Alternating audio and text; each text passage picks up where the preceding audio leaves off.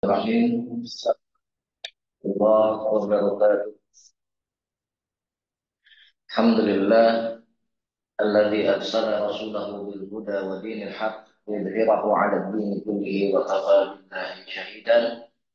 Asyhadu an la ilaha illallah wahdahu la syarika lah wa nashhadu anna Muhammadan 'abduhu wa rasuluhu alladzi la nabiyya ba'dah.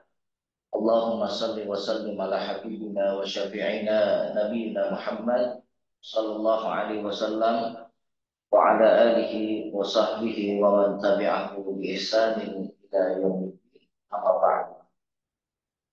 Jamaah Masjid Raudhah yang dimuliakan Allah Subhanahu wa taala dan juga peserta taklim yang hadir secara online dari beberapa tempat. Mudah-mudahan Allah Subhanahu wa taala berikan kesehatan, keafiatan, kemudahan kepada kita semua. Dan pagi hari ini sudah hadir bahkan kalau dalam kondisi hujan tetap untuk melakukan sholat subuh berjamaah di masjid. Salawat dan salam semoga selalu tercurah kepada baginda Rasulullah Muhammad Sallallahu Alaihi Wasallam, suri tauladan yang telah menjadi wasilah sampainya hidayah Allah Subhanahu Wa Taala kepada kita semua. Kepada ibu jamaah sekalian yang dimuliakan Allah, mudah-mudahan hidayah yang telah Allah berikan tetap bisa kita pertahankan dan juga kita wafat dalam kondisi hidayah ini dalam dekapan kita semua. Marilah kita berdoa kepada Allah, mudah-mudahan ilmu yang kita dapatkan menjadi manfaat, ilmu yang bisa kita pahami, dapat kita amalkan dan kita dakwahkan sampai kepada keluarga terdekat kita dan juga lingkungan kita.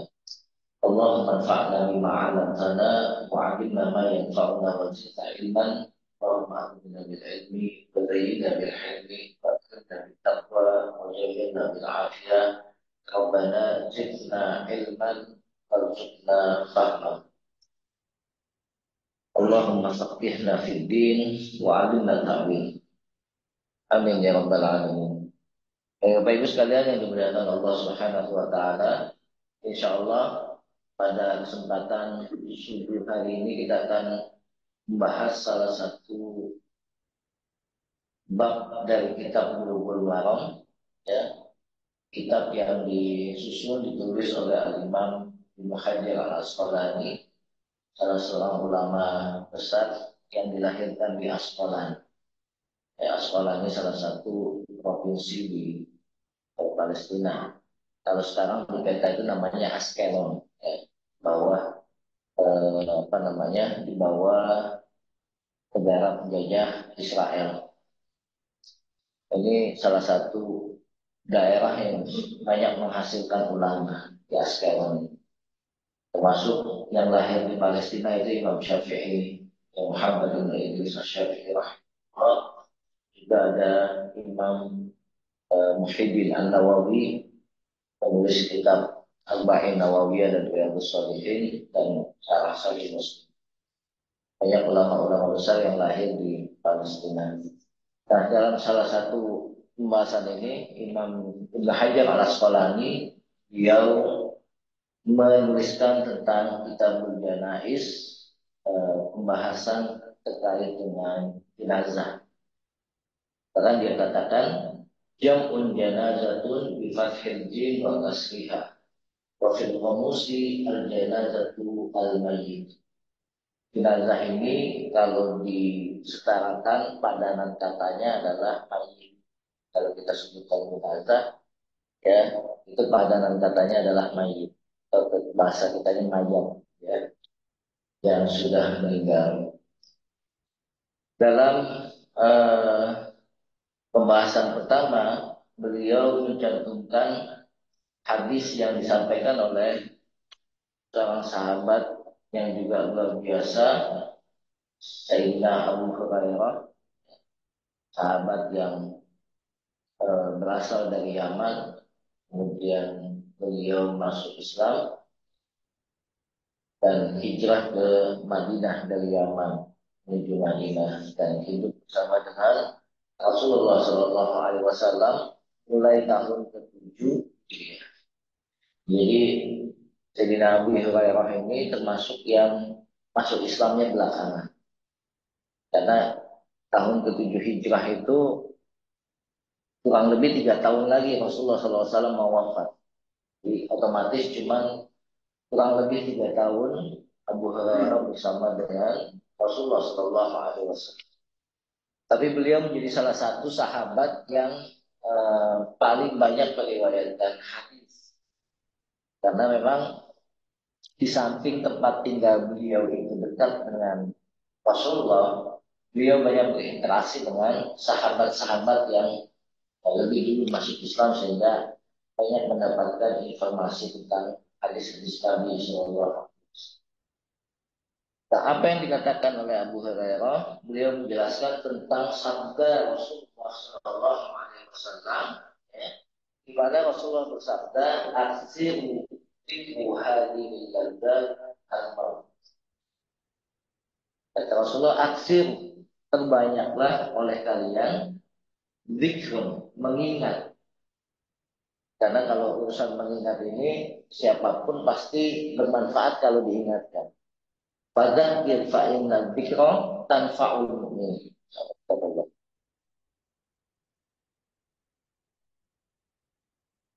Allah menjelaskan fadzakir fa inna dzikra tanfa'ul mu'min. Ya. Ingatkan. Orang itu pasti perlu diingatkan. Namanya an-nasu, manusia itu penasiah. Orangnya suka lupaan. Bahkan lupa ini menjadi salah satu nikmat yang kita terima. Kita bayangkan kalau kita nggak pernah lupa. Gimana kondisinya kalau kita nggak pernah lupa? Selalu teringat, bahkan diulang-ulang-ulang terus karena apa? Karena nggak pernah lupa. Makanya yang namanya lupa itu bagian dari nikmat Allah Subhanahu Wa Taala terhadap kita. Ya, ya dengan lupa itu juga ya Allah tidak mengenakan dosa ketika kita misalnya nih nanti di bulan Ramadan yang tinggal sebulan setengah lagi, ya, sekarang sudah di pertengahan Rajab, bulan depan sudah Sya'ban, berikutnya Ramadan. Dan Allah sehatkan kita dan sampaikan Ramadan dan diberikan keberkahan di Rajab dan Sya'ban. Kita bayangkan kalau kita nggak pernah lupa. Ada orang-orang yang mungkin perlu minum, kemudian Allah lupakan pada saat berpuasa. Sehingga dengan apa namanya, karena lupa itu dengan enak dia makan dan minum pada saat. Ini salah satu nikmat yang Allah beri. Kata baginda Nabi, aksir, perbanyaklah oleh kalian. Apa yang diperbanyak? Mengingat. Mengingat apa? Hadimillah. Hadim itu para ulama menerjemahkan atau mengartikan al-qati.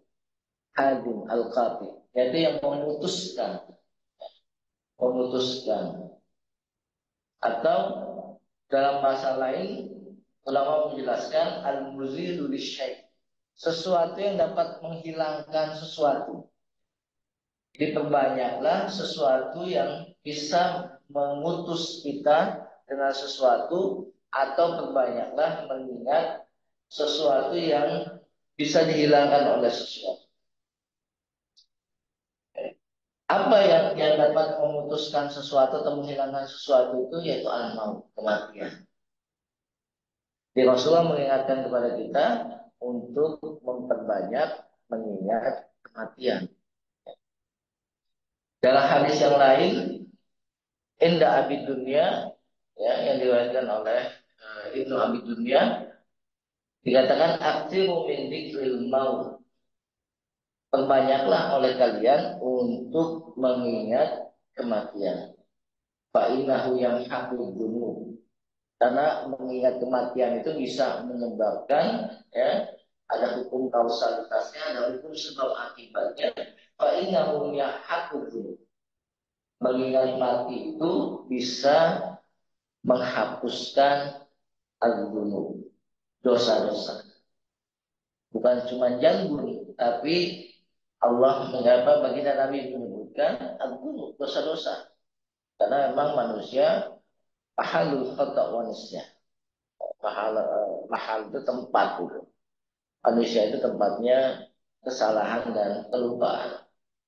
Sehingga baginda Nabi perlu membuat satu mekanisme yang kalau kita lakukan itu bisa menghapuskan dosa-dosa kita. Mengingat kematian itu salah satu jalan untuk mengurangi dosa yang kita kerjakan. Wa yusidu fid dunya. Mengingat kematian itu dapat menyebabkan kita apa? Menjadi manusia yang zuhud. Menjadi orang yang zuhud. Zuhud itu sederhana. Bukan apa namanya, bukan pura-pura miskin, tapi dia sederhana dalam segala hal. Kita punya tapi tidak menampakkan kepunyaan kita. Kita kaya tapi tidak menampakkan kekayaan. Tapi dengan kekayaan yang kita punya, kita zuhud tapi tetap melakukan apa sedekah, tetap melakukan amalan-amalan yang terbaik dengan apa yang Allah amanahkan. Zuhud itu sebetulnya lebih lebih sederhana dan sederhana. Orang yang zuhud itu nampak dia seperti nggak punya apa-apa, tapi sebetulnya luar biasa. Fa'inda tatumuhu indal lila hadama. Kalau seandainya mengingat kematian itu pada saat kita kaya, maka kata baginda Nabi hadama. Wa inda qadtumuhu indal faqri ardakum bi'aishihi. Ya, kalau kita mengingat kematian dalam kondisi kaya, maka kita tidak menganggap kekayaan itu penting. Jadi ya enteng untuk mengeluarkan, untuk berbagi dari harta yang kita miliki itu mudah kalau kita selalu mengingat kematian. Karena kematian ini kan suatu yang pasti, suatu yang kita ini sedang menunggu antrian. Bisa jadi hari ini, ya menit nanti siapa jadwalnya kan gitu. Baik orang terdekat kita maupun yang jauh. Tapi sudah ada jadwalnya pasti gitu. Fa innal mautu haqqun. Kematian itu adalah satu kepastian yang nyata adanya dan setiap kita pasti akan menjumpainya. Bahkan kata Allah, walau kuntum fi burujin musyayyadah. Walaupun kalian ngumpet di dalam peti, di dalam kerangkeng, di dalam apa namanya, sesuatu yang susah untuk ditembus manusia, tapi kematian itu pasti akan datang. Kapan datangnya hanya Allah yang tahu. Kapan tanggal detiknya hanya Allah yang tahu. Bahkan malaikat pun nggak ada yang tahu. Makanya suatu saat pernah baginda Nabi Shallallahu Alaihi Wasallam duduk bersama Sayyidina Umar. Datang seorang lelaki yang profesinya nyari kayu bakar. Jadi walaupun di tengah padang pasir, mereka masih mencari kayu bakar sebagai bahan bakar untuk masak. Bahkan untuk menghangatkan tubuh kalau di musim dingin. Nah, ketika laki-laki ini lewat, Sayyidina Nabi bilang, Sayyidina, Sayyidina Umar, orang ini nanti menurut informasi ajalnya sore, dia akan wafat sore nanti. Dan ternyata ketika sore, orang yang diinformasikan oleh Nabi akan wafat nanti sore itu, ya, lewat lagi di depan beliau berdua. Sampai Sayyidina Umar nyolek Rasulullah, ya Rasulullah itu masih hidup gitu.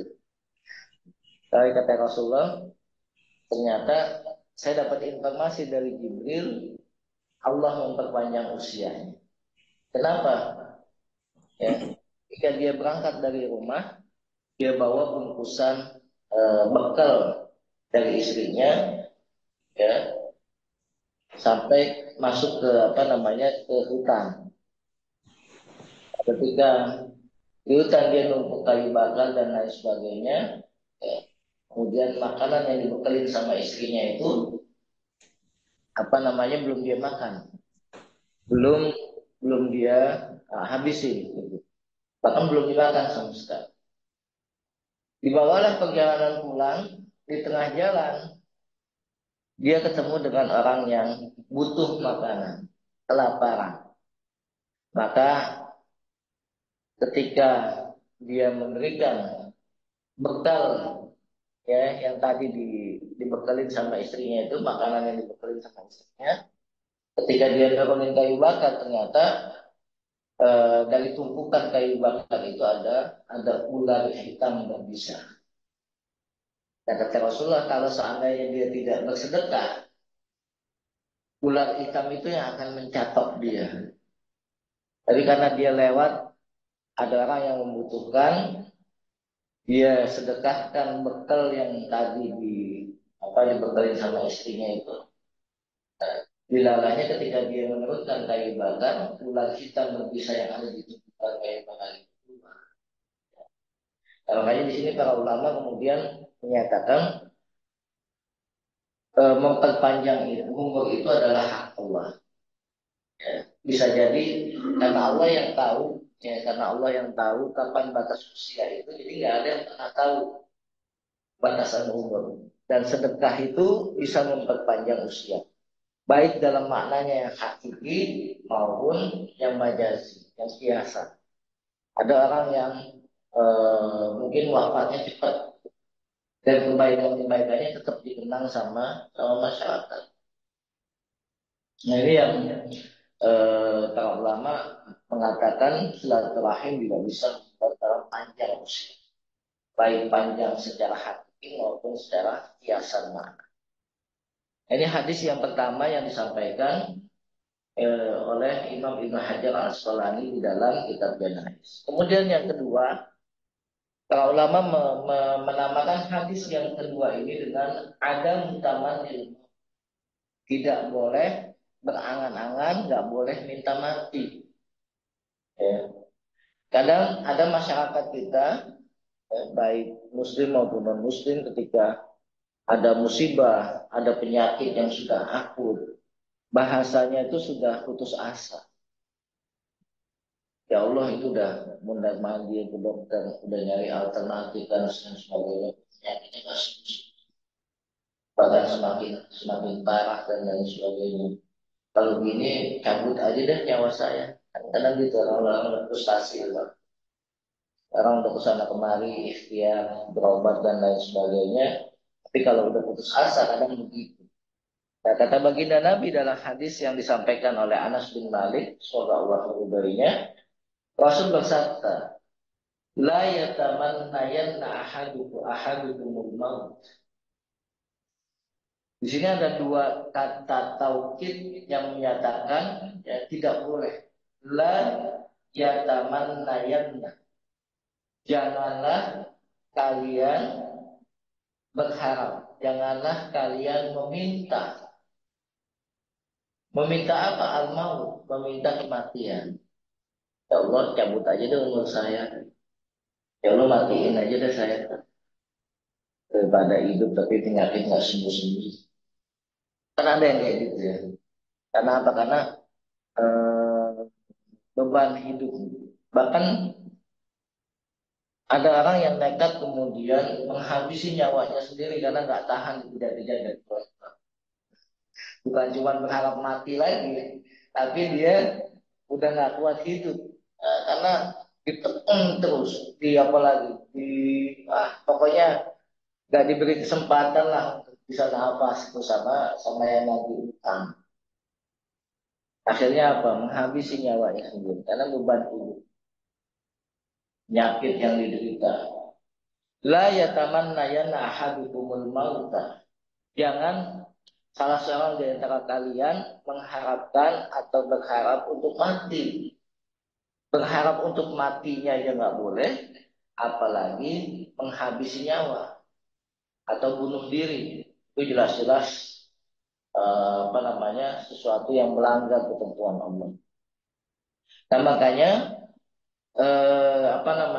Nabi menegaskan kembali tidak boleh berharap untuk mati bidurin hazala.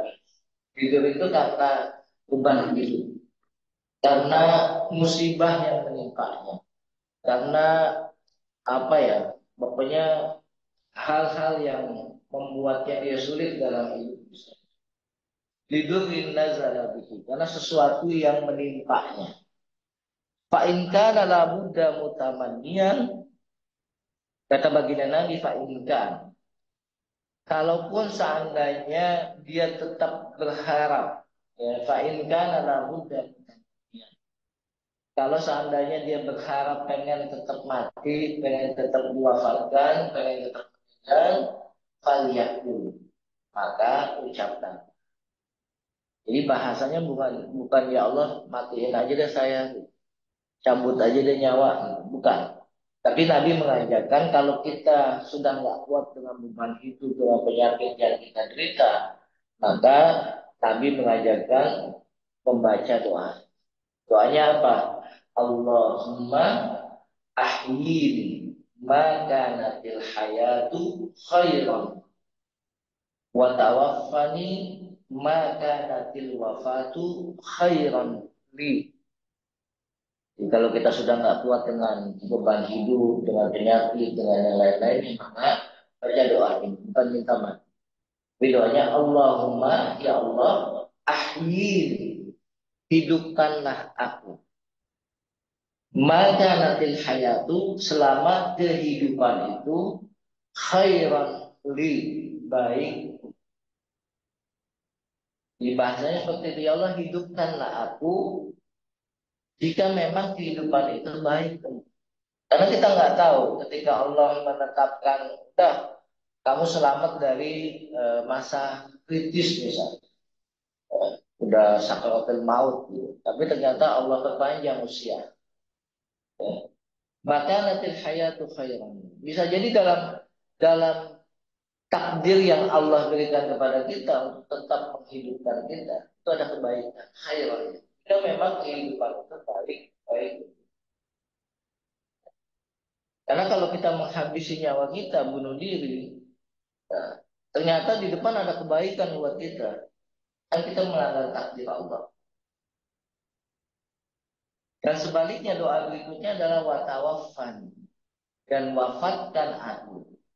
Ya. Wafatkan aku. Ini minta, kita yang minta. Maka natil wafatu khairan. Jika memang kematian itu baik. Jadi bahasanya bukan meminta, tapi apa ya? Di sini ada sebuah pilihan. Kalau memang kematian itu baik, maka matikanlah, wafatkan. Kalau memang dalam kehidupan itu baik untukku, maka hidupkan. Jadi semua tetap diserahkan kepada Allah Subhanahu wa taala. Sehingga kita nggak main hakim sendiri untuk menghabisi nyawa kita. Karena jelas sekarang yang apa namanya, yang bunuh diri itu sudah Nabi menjelaskan di neraka bagiannya. Ini doa yang mungkin nanti kalaupun bahasa Arabnya nggak kita hafal, Bapak Ibu sekalian, eh, minimal bahasa Indonesia-nya kita hafal. Karena ini manfaat buat kita dalam kondisi kita terjepit beban hidup yang luar biasa. Allahumma ahyin maka natil hayatu khairan. Ya Allah, hidupkanlah aku selama hidup itu baik. Wa tawaffani maka natil wafatu khairan li, dan wafatkanlah aku jika memang wafat itu baik. Jadi semuanya diserahkan kepada Allah Subhanahu wa taala. Itu hadis yang kedua terkait tidak boleh bagi kita untuk minta mati kecuali dengan membaca doa yang diajarkan oleh Nabi Shallallahu Alaihi Wasallam. Hadis yang selanjutnya, hadis yang ketiga, penulis menyebutkan judul dari hadis ini adalah sifatun nazaki lil mu'min. Kondisi orang yang beriman pada saat menghadapi kematian.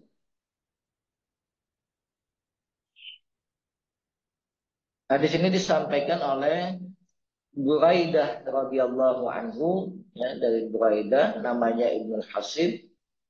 Semoga Allah meridhoinya, salah satu sahabat Nabi Shallallahu Alaihi Wasallam. Anna Nabi Shallallahu Alaihi Wasallam qala, bahwasanya Nabi Shallallahu Alaihi Wasallam bersabda. Apa kata Nabi? Nabi menjelaskan al-mu'min, orang yang beriman, ya, seorang mukmin itu yamutu bi'arq, dia akan mati, dia akan wafat, meninggal bi'arqin, dengan keringat al-jabin, yang ada di kening atau jidatnya. Ini Nabi menjelaskan. Jadi salah satu tanda husnul khotimah, karena tidak semua orang yang meninggal, tidak semua orang yang wafat itu jidatnya keringetan.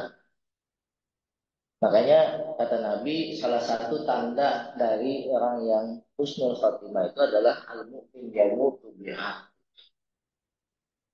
Salah satu tanda husnul khotimah seseorang itu yang beriman kepada Allah, ya, seorang muslim, dia akan keluar keringat dari keningnya, dari hidung.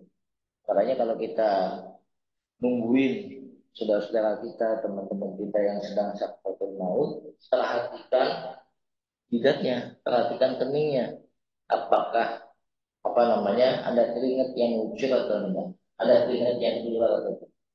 Kalau misalnya ada keringat yang keluar, maka kita bersaksi bahwa wafat dalam kondisi husnul. Itu tanda yang zahir yang Rasulullah sebutkan. Mungkin ada antara kita ada yang protes. Kan tangga saya itu mantan preman. Kok pas meninggal tidak keringetan. Ada yang protes. Nah, padahal kalau memang ini terjadi, wallahu a'lam, mudah-mudahan dia harus selesai. Karena ada satu satu cerita yang menarik yang disampaikan oleh salah satu syekh. Dia punya teman, ya, syekh dari Maroko. Ya, dari Maroko. Nah, diceritakan oleh syekh yang khutbah ini bahwasanya syekh yang dari Maroko itu mimpi ketemu dengan Rasulullah Shallallahu Alaihi Wasallam. Dalam mimpinya itu disampaikan, akhbir anna fulan inna fulan inna fulan min akhir. Sampaikan kepada fulan bin fulan, yaitu ahli surga. Tinggalnya di pinggiran kota Mekah. Itu mimpi yang pertama, tapi nggak dianggap oleh syekh ini. Kemudian mimpi yang kedua, mimpinya sama lagi. Nabi datang nyampe informasi, sampaikan kepada fulan bin fulan bin fulan. Tadi dia ahli surga, tinggalnya di pinggiran kota Mekah. Sampai mimpi yang ketiga baru dia yakin, wah ini pasti ada apa-apa dan penting pesannya. Sampai dia telepon teman-temannya yang ada di Mekah. Karena punya jaringan kumpulan para ulama, kan? Dia punya nomor telepon-telepon para ulama, para asatidz duat yang ada di Mekah. Tolong dong cari nama fulan bin fulan. Ini pentingnya nasab, Pak. Pentingnya nasab tuh begitu. Maka tolong cari fulan bin fulan bin fulan. Makanya kalau kita lihat nasabnya baginda Nabi itu luar biasa, sampai Nabi Ibrahim sampai ke Nabi Adam. Itu semua bisa disebutkan, dipertanggungjawabkan silsilah. Kalau kita paling dirinya cuma sampai orang tua doang, kan? Paling banter sampai kakek atau buyut. Di dalam Islam yang namanya nasab itu penting. Sebutan bin bin bin bin bin. Nah, si Syekh yang dari Maroko ini telepon teman-temannya yang ada di Mekah. Tolong cari nama Fulan bin Fulan, tinggalnya di pinggiran kota Mekah. Nah, alhamdulillah Arab Saudi ini kan duk capilnya udah bagus. Catatan penduduk sipilnya udah bagus. Nah, ternyata ketemu nama Fulan bin Fulan. Karena jelas bin-binnya siapa, ada nama kabilah. Ketemu tuh Fulan bin Fulan, tinggalnya di pinggiran kota. Berangkatlah Syekh ini dari Maroko, ya, ke Jeddah. Sekaligus dia mau apa? Sekaligus niatnya berangkat umrah. Dia berangkat, eh, jarak Maroko Jeddah itu kurang lebih 5.075 mil. Itu kurang lebih perjalanan berapa jam gitu kan dari Maroko ke Jeddah. Cukup jauh tuh. Nah, alhamdulillah setelah sampai di Masjidil Haram, pelaksanaan umrohnya selesai, kemudian dijemput sama teman-temannya yang ada dibawalah Syekh ini ke perkampungan di mana Fulan bin Fulan tinggal. Lalu ditanya sampai di kampung itu mereka turun tentunya. Tanya sama siapa penduduk di mana rumahnya Fulan ini. Penduduk ini bingung. Ya. Kenapa orang yang dandanannya ini para ulama yang tampilannya orang-orang soleh kok nyari Fulan bin Fulan yang punya catatan hitam di kampung ini? Ya, mungkin dia pernah jadi preman, mungkin jadi orang jahat dan lain sebagainya. Itu catatan penduduk kampung situ terhadap Fulan bin Fulan. Dan mereka bingung. Rombongan Masyaih ini, ya udah anterin aja kami ke rumahnya. Gimana? Sampailah ke sebuah rumah, diketuk pintunya, ditanya. Setelah mengucapkan salam ditanya, betul nggak ini rumahnya Fulan bin Fulan? Betul. Ini siapa ya? Oh, ada orang yang tampilan dandanannya, pakaian ulama datang ke tempat saya. Sampai si Syekh yang dari Maroko itu menegaskan lagi, betul enggak ini rumahnya Fulan gitu.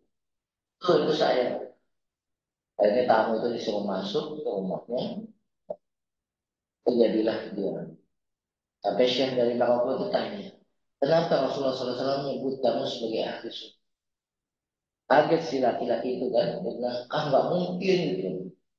Itu pasti bohong. Tuh, apa namanya respon dari si lelaki yang disebut ahli sunnah. Bisa disebut bohong malah. Arab tuh paling nggak suka disebut bohong, paling disebut pembohong. Karena ada bilang, gimana saya bohong? Saya itu tinggal di Maroko. Maroko itu jaraknya 5.000 sekian kilometer atau sekian mil. Saya nggak kenal kamu. Baru hari ini kita ketemu. Saya pun bisa nyampe ke tempat itu karena wasilah dari mimpi Rasulullah Shallallahu Alaihi Wasallam. Kemudian saya hubungi teman-teman saya yang tinggal di Mekah untuk cari nama ini. Gimana saya bohong? Di situ si orang yang disebut lelaki ahli surga oleh baginda Nabi dalam mimpinya Syekh orang yang ada di hadapan saya ini bukan orang Mekah. Rumahnya jauh di Maghrib. Ya, Maroko itu Maghrib. Wilayah paling barat. Wilayah yang paling barat. Kalau kita kan timur, Papua. Wilayah paling timur. Nah ini Maghrib. Wilayah paling barat. Jauh. Akhirnya menangislah orang yang disebut laki ahli surga. Masyarakatnya, lingkungan RT-nya itu, lingkungan RW-nya kenal orang ini sebagai orang yang hidup di dunia hitam. Mendingan mantan ustadz atau mantan preman. Kalau mantan ustadz berarti dijelek kan. Tapi kalau mantan preman bisa jadi dia taubat. Makanya dia nangis sampai si Syekh ini nangis. Sebetulnya amalan apa sih? Sampai Rasulullah mengatakan kamu itu ahli surga. Saya nggak punya amalan apa-apa. Orang biasa-biasa aja bahkan masyarakat sudah mecap dia sebagai orang yang di lingkungan. Ternyata setelah didesak-desak, dia bilang saya nggak punya amalan apa-apa. Tapi ada satu hal yang dia bilang sampai saat ini masih dikerjakan. Apa kata Syekh? Saya masih menyantuni janda dan anak yatim tetangga saya yang ada di sebelah tanpa sepengetahuan ketua RT, tanpa sepengetahuan tetangga yang lain. Jadi ketika suaminya meninggal, si orang yang disebut laki ahli surga ini minta izin Pak sama istri. Minta izin bukan buat ngawinin, minta izin untuk berbagi pendapat, minta izin untuk bisa memberikan penghidupan untuk janda dan anak-anaknya yang ada di sebelah rumahnya. Istrinya pun mengizinkan. Subhanallah. Biasanya kan istri cemburuan lah ya, apalagi janda muda yang dinafkahi gitu kan, tanpa dinikahi tapi tetap dia ngasih apa namanya rutin, ada uang rutin yang diberikan kepada tetangga yang janda beserta dengan anak-anak. Situ mungkin mungkin itu kata dia pada Syekh yang dari mana. Karena kita nggak bisa menebak amalan gacuan apa yang kita lakukan yang bisa menyebabkan kita menuju surganya Allah. Tapi amal gacuan itu perlu kita lakukan. Yang orang lain nggak tahu. Bisa jadi kita punya amal gacuan setiap malam tahajud tanpa terputus. Rasulullah SAW itu kalau terputus yang mulainya itu dikodok dengan sholat duha diganti. Jadi kalau malamnya nggak tahajud karena mungkin ketiduran dan lain sebagainya, beliau itu ganti dengan duha 12 rakaat. Itu sampai segitunya baginda Nabi tidak apa namanya ketinggalan sholat tahajud. Mungkin kita punya amalan gacuan masing-masing. Kalau di tempat saya sering lihat tuh ada salah satu ibu-ibu ketika subuh ya, ke masjid, dia selalu sebelum masuk pintu tuh ke kotak amal dulu, nyemplungin sesuatu. Itu hampir setiap hari. Yang saya lihat ya, pas kalau lagi berbarengan, pasti ada itu lagi sesuatu di kotak infak di depan masjid sebelum pintu masuk. Bisa jadi itu jadi amal gacuan dia. Bisa jadi kita punya amal gacuan yang sifatnya bukan materi tapi apa? Memperbanyak zikir. Allah, alhamdulillah, wala ilaha illallah, wallahu akbar. Rutin setiap hari. Bahkan kita targetkan dalam sehari yang lebih dari 100 kali. Karena Rasulullah SAW juga punya target. Rasul itu kalau istighfar itu nggak kurang dari 100 kali. Nggak kurang dari 100 kali dalam sehari. Istighfar bagi Nabi. Nah, apalagi kita yang bukan nabi, bukan orang soleh, bukan siapa-siapa, perlu juga ada target. Saya mau baca istighfar dalam sehari sampai 1000 kali. Nah, kalau target kan boleh-boleh aja. Tapi amal gacuan kita. Kita punya amal gacuan yang lain-lainnya yang nggak diketahui oleh orang lain. Nah, maka ketika si lelaki ahli surga ini apa namanya sudah cerita, waktunya itu sudah mau masuk waktu maghrib. Akhirnya Syekh yang dari Maroko bilang, yuk kita sholat maghrib di Masjidil Haram. Dan saya siap-siap dulu mandi dan sebagainya. Si laki ahli surga itu siap-siap. Ketika sudah bersih, pakai pakaian yang baik, akhirnya rombongan berangkat ke Masjidil Haram sholat maghrib. Sampai di depan pintu Masjidil Haram, sebelum masuk azan berkumandang. Maka terlihatlah air mata itu menetes dari wajah si lelaki ahli surga ini. Sampai komat dikumandangkan, takbiratul ihram dilakukan, tangisan lelaki ahli surga yang disebut oleh Nabi ini semakin kencang. Syekh yang salat di sampingnya mengatakan wa ana bakaitu bibukai. Sampai-sampai saya nangis karena disebabkan tangisan lelaki ahli surga. Di rakaat kedua, ketiga tangisannya semakin luar biasa, sesenggukan. Tapi goyangan tubuhnya itu sesenggukan sampai terasa di orang yang ada di samping. Dan ketika sujud, subhanallah, orang tersebut kena bangun lagi. Allah wafatkan dalam kondisi sujud di hadapan rumah Allah Subhanahu wa taala di Baitullah. Lelaki yang disebut oleh Nabi sebagai ahli surga, Allah wafatkan dengan husnul khatimah di depan Ka'bah dalam kondisi di sujud terakhirnya di sholat maghrib. Walaupun apa namanya eh, Masyarakat menganggap orang ini jelek gitu. Tapi Allah punya keputusan lain. Pandangan manusia itu nggak berguna lah. Ketika Allah sudah menetapkan terhadap seseorang. Ternyata Allah punya kehendak lain dengan orang yang sudah dicap hitam, dicap jelek oleh lingkungannya, tapi ternyata Allah memutuskan dia sebagai laki-laki.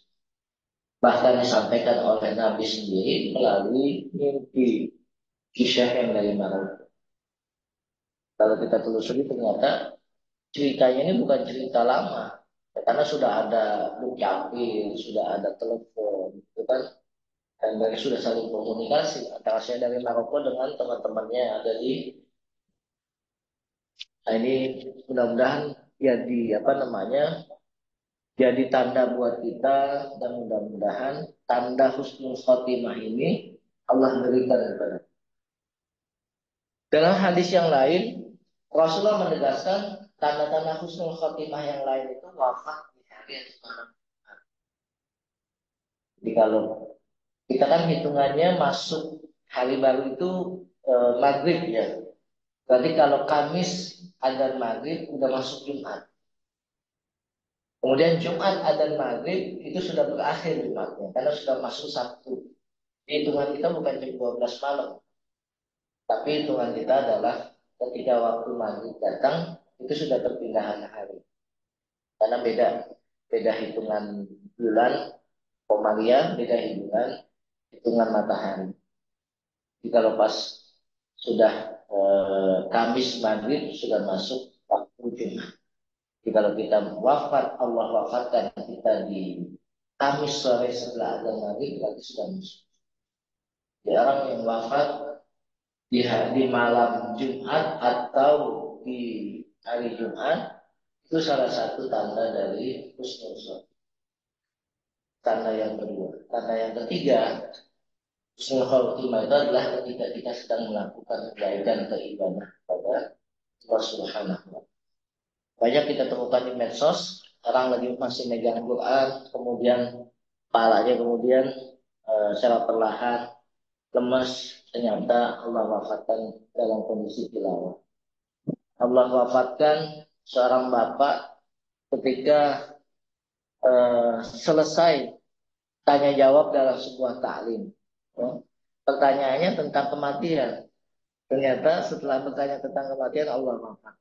Dalam kondisi taklim, malaikat masih menaungi, masih menebarkan rahmatnya. Subhanallah. Dalam kondisi kita beramal soleh kepada Allah Subhanahu wa taala itu bagian dari husnul khatimah. Mudah-mudahan Allah wafatkan kita dalam kondisi husnul khatimah. Jam berapa ya? Tapi udah syuruk ya? Belum.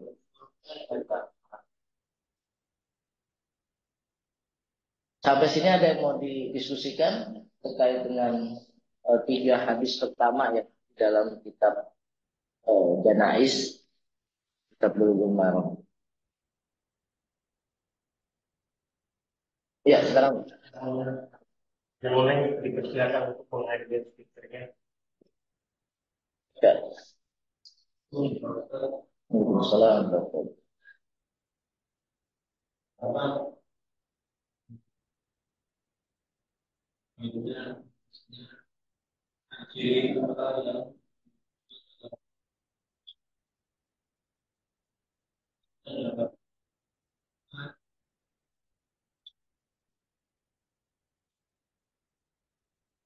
Gimana seseorang baik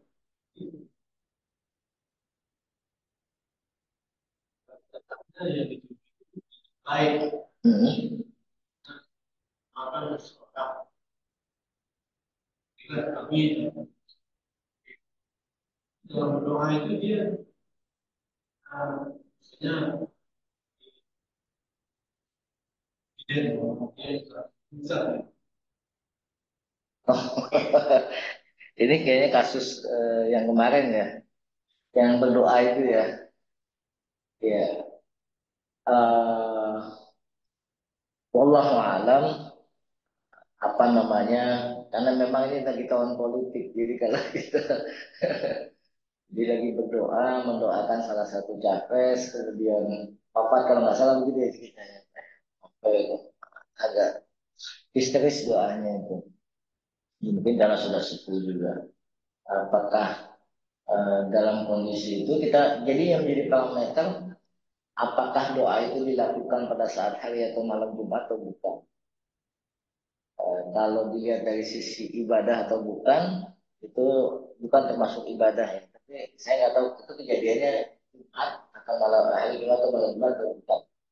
Nah, kalau misalnya kejadiannya hari atau malam Jumat masih bisa dikategorikan dalam kondisi itu. Tapi kalau hari-hari biasa yang mudah-mudahan kita doakan juga bisa.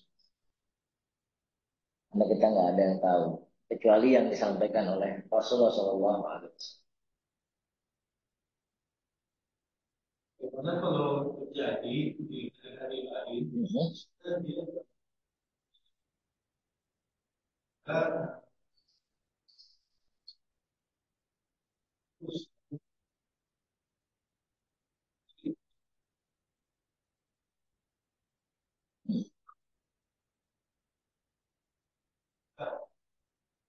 kita akan selalu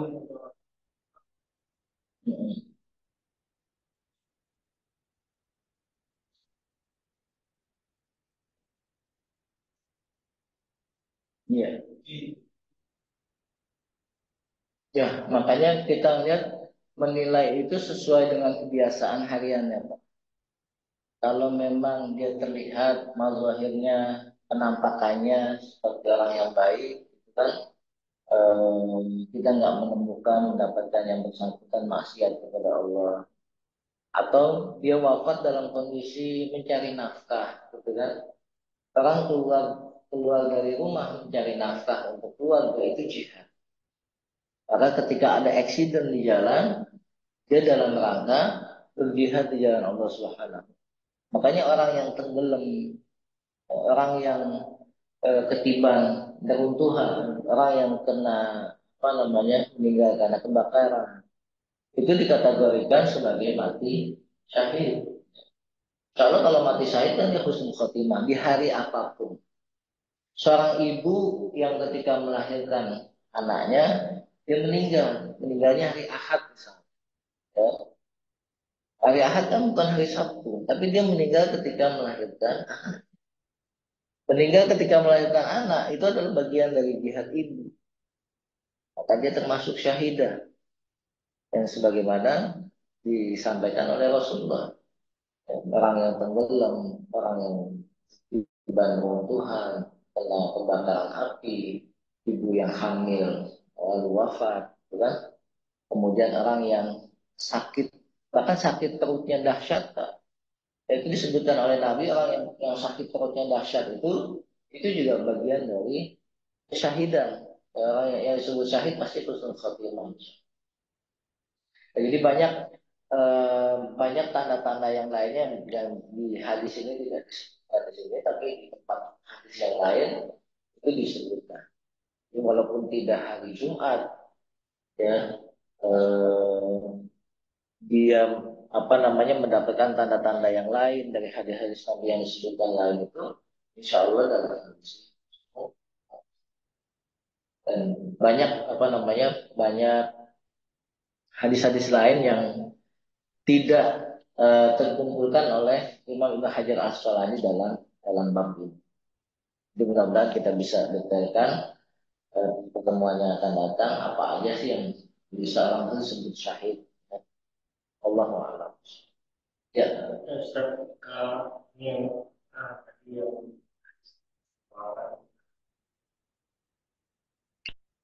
saya pernah tahu sebelum apa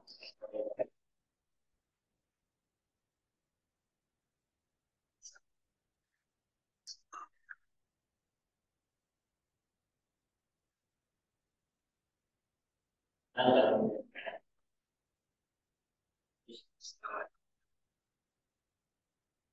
saya lupa pada waktu itu dan saya boleh meminta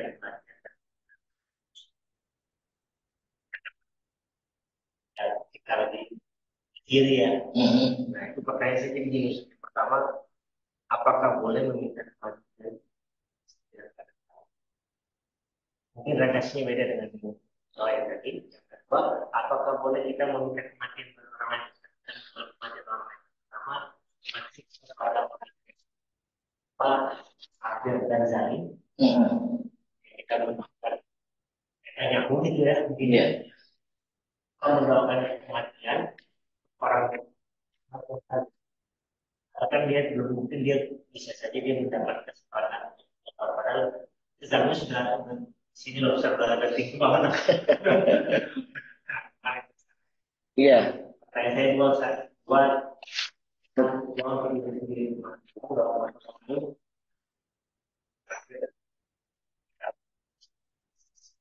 Ya, berarti kan ketika kita mengacu seperti redaksional yang disampaikan oleh Nabi, itu bukan minta mati ya, tapi minta dipilihkan, minta dipilihkan. Kalau seandainya hidup itu lebih baik buatku, maka hidupkanlah. Kalau seandainya kematian itu baik untukku, maka mati. Jadi bukan maksa, gitu. Bukan maksa minta mati. Apalagi sampai mengakhiri kehidupan, yang bunuh diri. Jadi tetap pilihannya dipasrahkan kepada Allah. Kalau memang saya harus tetap hidup, jadikan kehidupan itu baik. Tapi kalau misalnya yang memang kematian baik itu, maka matikanlah. Semua diserahkan kepada Allah. Sehingga kita nggak maksa, ya Allah matiin saya. Ya. Kalau udah nggak kuat nih, ngapain hidup lagi? Hidup juga nggak tahan sakit. Itu kan berarti udah putus asa. Sedangkan putus asa tuh nggak boleh dalam Islam. Pasti orang se apa kritis apapun dalam kehidupan, dia harus tetap optimis.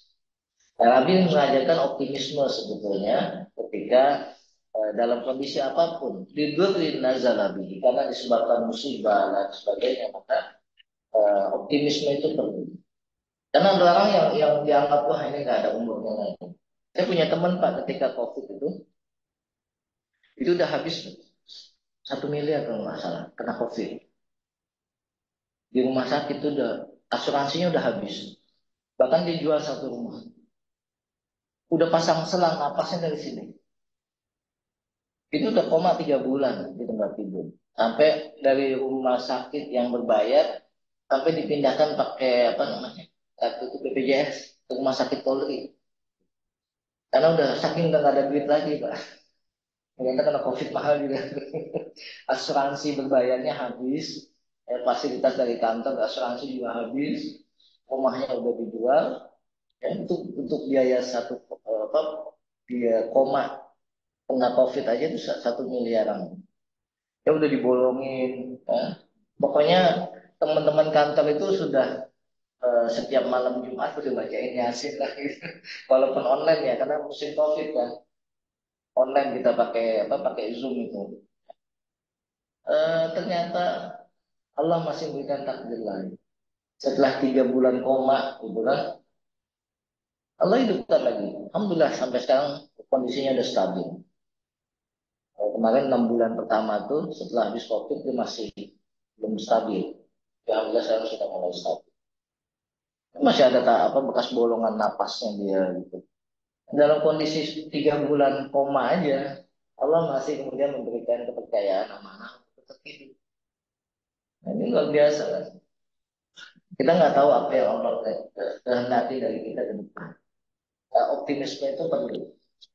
Tapi ketika dia bangun tuh dia ngira cuma apa tidur sehari 2 hari. Ternyata dilihat apa WA-nya itu udah 3 bulan yang lalu. Allah. Ini sama seperti Ashabul Kahfi kan. Ashabul Kahfi Allah tidurkan 3 abad ya 300 tahun. Tapi luar biasa Al-Quran menceritakan wa yuqallibuhum dzatal yamini wa dzatal shimal. Dalam kondisi tertidur 300 tahun Allah bolak-balikan. Kenapa? Karena harus tetap kena sinar matahari. Orang yang kelamaan tidur itu busuk belakangnya. Saya punya sepupu kecelakaan dan nggak bisa jalan. Itu sehari-hari di kursi roda. Tapi karena jarang dibulak-balik, itu kan duduk aja gitu. Akhirnya bagian duduknya itu bolong. ketahuan ketika ya mungkin kalau ibunya tiap hari tahu membersihin kan ada melatu apa. Kita kita yang mandiin pada saat itu baru tahu pada saat mandi. Ternyata karena kepanasan kelamaan itu akhirnya busuk. Nah, makanya Allah membulak-balikan ashabul kahfi. Wa nuqallibuhum dzatal yamini wa dzatal shimal. Allah bulak-balikan, Allah guling-gulingkan itu ashabul kahfi. Nah ini juga mereka kabur karena ingin menyelamatkan tauhidnya kan dari penguasa yang zalim pada saat karena penguasanya maksa harus pindah agama, pindah keyakinan, mereka nggak mau akhirnya keluar. Nah, itu mungkin yang pertama ya, yang nggak boleh kita menghabisi, mengakhiri nyawa kita dan perlu ada optimisme dalam. Kemudian boleh nggak kita ngedoain? Bagaimana kalau kita menghadapi orang non Muslim yang sakaratul maut kan gitu ya? Itu salah satunya. Rasulullah SAW itu ketika beliau mengunjungi salah satu pembantunya, ada asisten rumah tangga beliau ketika mau meninggal, agamanya masih Yahudi. Ketika mau meninggal, Rasul datang ke rumahnya, ngelawat, bukan ngelawat, apa namanya karena belum meninggal ya. Dia datangnya orang si anak muda Yahudi ini yang dulu kerja sama Rasulullah, dia bilang asli, kata Nabi asli, masuk Islam kamu gitu, ambil pegang kepalanya, dalam kondisi udah ngap-ngapan gitu. Nabi masuk Islam. Si anak ini kemudian melihat bapaknya, dia kata Nabi asli masuk Islam. Setelah itu lihat bapaknya, kata bapaknya ikuti Muhammad, lalu dibimbing masuk Islam. Itu salah satu dakwah ketika orang dalam kondisi sedang sakaratul. Rasulullah lakukan, ajak dia masuk Islam. Dia masih bisa diselamatkan. Tetap Rasulullah lakukan. Hal yang sama juga dilakukan oleh Rasulullah ke pamannya, Syekh Abu Thalib. Paman masuk Islam. Tapi sekelilingnya ini yang brengsek ini. Ketika Rasul bilang, paman ucapin la ilaha. Tapi yang orang-orang Quraisy pengusaha itu ngeledekin. Itu mau ngikutin anak tahun kemarin. Kan? Itu mau ninggalin nenek, agama nenek moyang. Jadi orang yang di sekelilingnya Abu Thalib itu yang brengsek. Ketika Rasulullah ngajak Abu Thalib untuk masuk Islam, tapi pembesar-pembesar Quraisy yang lainnya justru apa namanya membuli Abu Thalib untuk tetap memegang keyakinan nenek moyangnya. Jadi lingkungan itu sangat penting juga. Nah, kalau si anak muda yang Yahudi itu kan bapaknya mendukung Muhammad. Walaupun dia nggak masuk Islam bapaknya, anak. Nah, boleh nggak sih kita mendoakan orang lain untuk celaka? Nah, hukum asalnya nggak boleh. Tapi kalau kezalimannya sudah, terutama yang Muslim ya, yang Muslim kita nggak boleh mendoakan kecelakaan. Kalau orang-orang kafir yang jelas kekafirannya seperti Netanyahu yang membantai kaum muslimin di Palestina, kan? George Bush yang ekspansi ke Afghanistan, Soviet dan sebagainya, boleh kita mendoakan kehancuran itu. Sebagaimana Rasulullah SAW mendoakan kehancuran untuk orang-orang kafir yang membunuh para penghafal Quran. Itu kan pernah Rasulullah ditipu, Muhammad kirim dong orang yang hafal Quran buat di kampung kami. Itu disuratin resmi, minta Muhammad tolong kirim yang bisa baca Quran, bisa hafal Quran, kirim ke kampung kami. Rasul kirim 70 orang. Ternyata di tengah jalan dibantai habis menghafal Quran. Rasul sedih banget. Orang-orang terbaik yang dikirim dibunuh di jalan.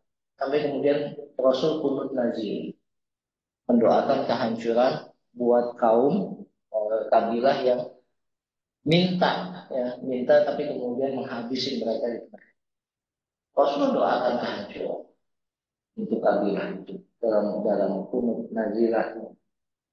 Jadi kalau memang betul-betul mereka sudah melakukan kezaliman apalagi orang kafir, boleh didoakan untuk kehancuran. Tapi kalau dia Muslim, sebaiknya didoakan yang baik-baik kembali ke Islam, ya, kembali ke hidayah Allah di jalan yang lurus. Allah. Baik, kalau nggak ada lagi kita cukupkan. Mudah-mudahan manfaat buat kita semua.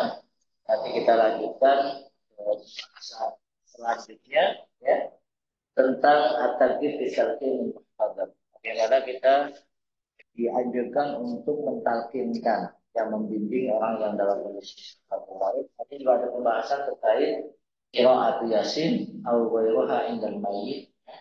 Betul nggak ini membacakan surat yasin atau surat yang lainnya eh, pada saat orang sudah meninggal?